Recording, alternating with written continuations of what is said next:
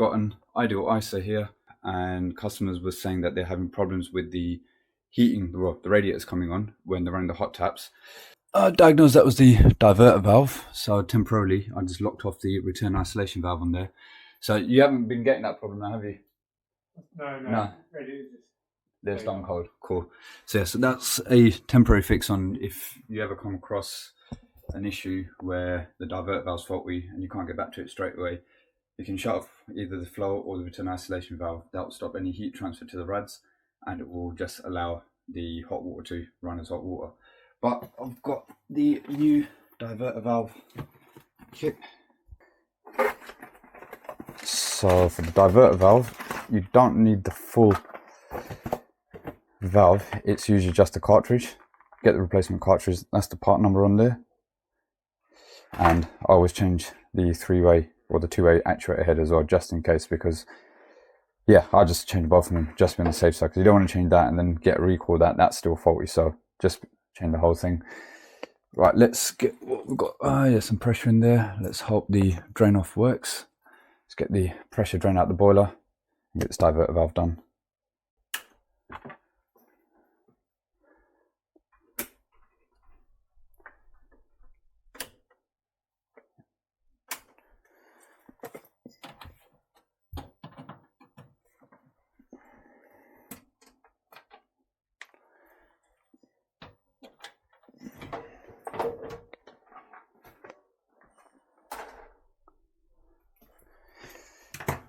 So that's the culprit in question. So we're going to take the actuator head off, and then we'll be able to see the cartridge behind it as well.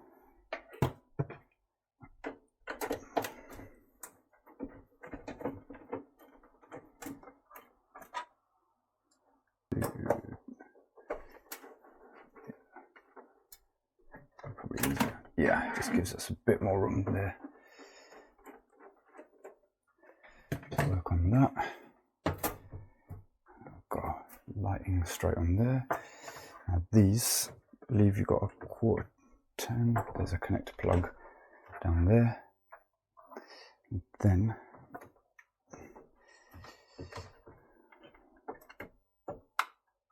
I'll call Josh back after.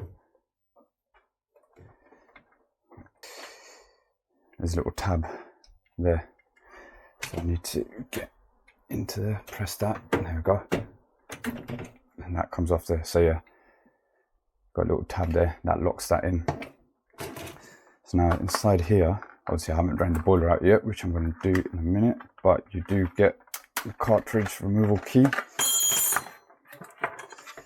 So basically this, all that does, that just literally sits inside there, and then you crack it. There we go. So look, that's cracked now, but obviously I'm going to drain the pressure out of it first. I'm going to do it.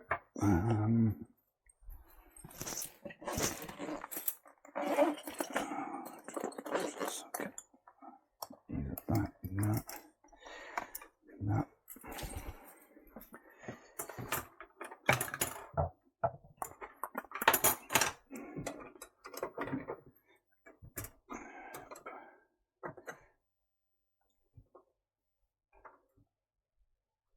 Okay.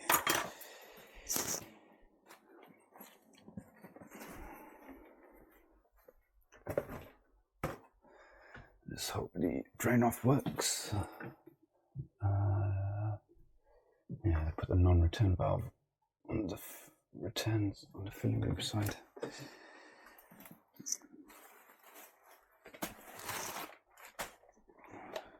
On top.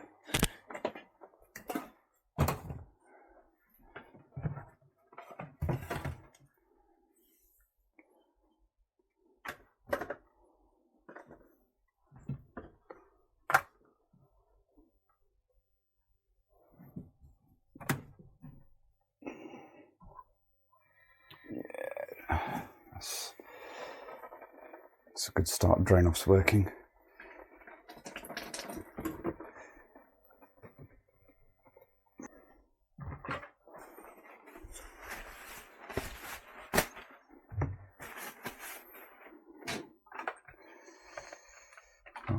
New cartridge. You can tell It's gonna have a nice spring to it. It's a bit stiff. There you go. Right, grease all these O-rings up.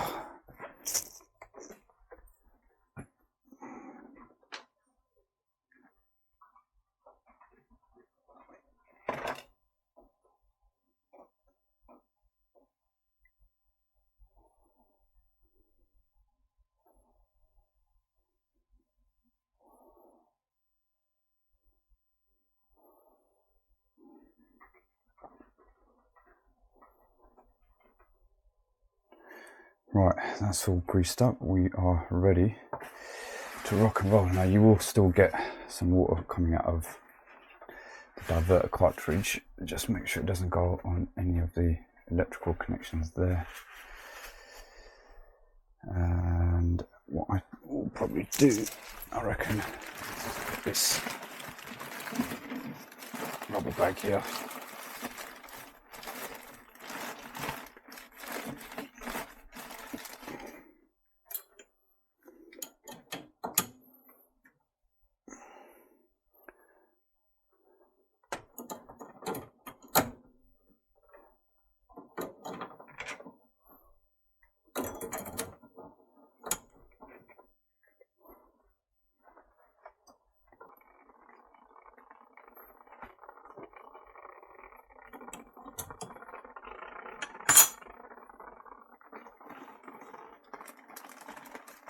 Yeah, we don't want any water to go on to the electrics.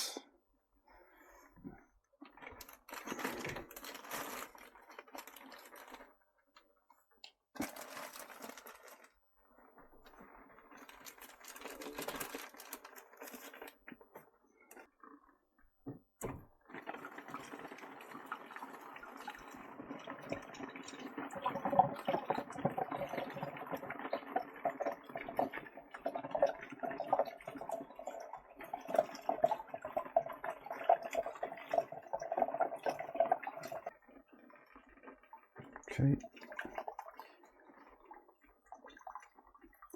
Right, that's the state of the old cartridge compared to the new one. So you can see why that's been passing. Right, let's get this new one in. And that is literally, pop that in and start winding it back in.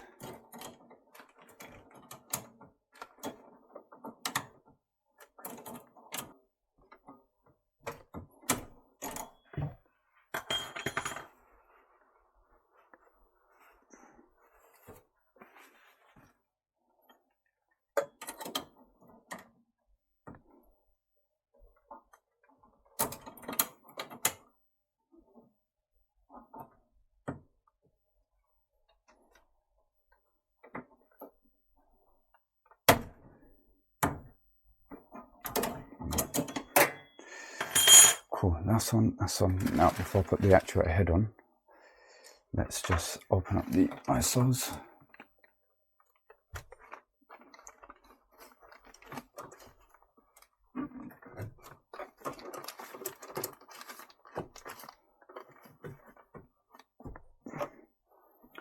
The return one as well.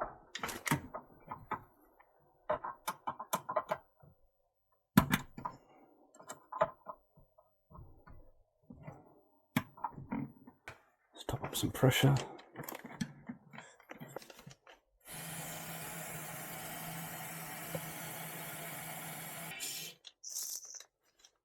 Cool. Right, that's always a good sign that there's no leaks. Now remember that tab, I think this time you just got to click it on if I remember correctly.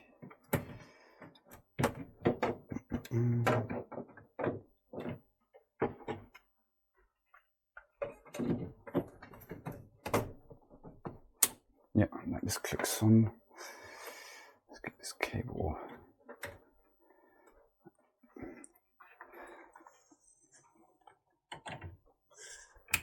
Right.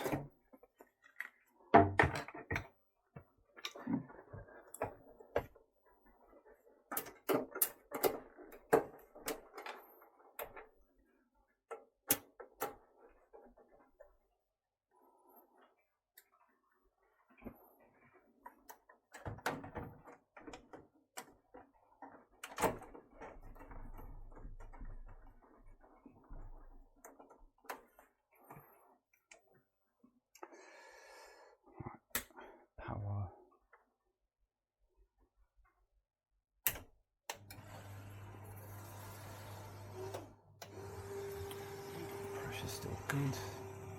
Right, we're going to let it go for its purge thing. I'm going to test the hot water side. I'm just going to have a little tidy up in the meantime. Right, let's test the hot.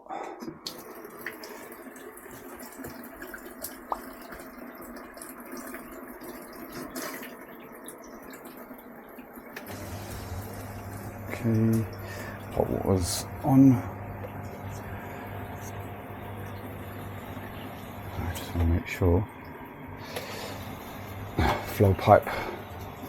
I'm just going to make sure I'm not getting any heat transfer coming up there. Because last time when I came here, literally as soon as I run the hot tap, that flow pipe was just getting roasting hot. No, we are good.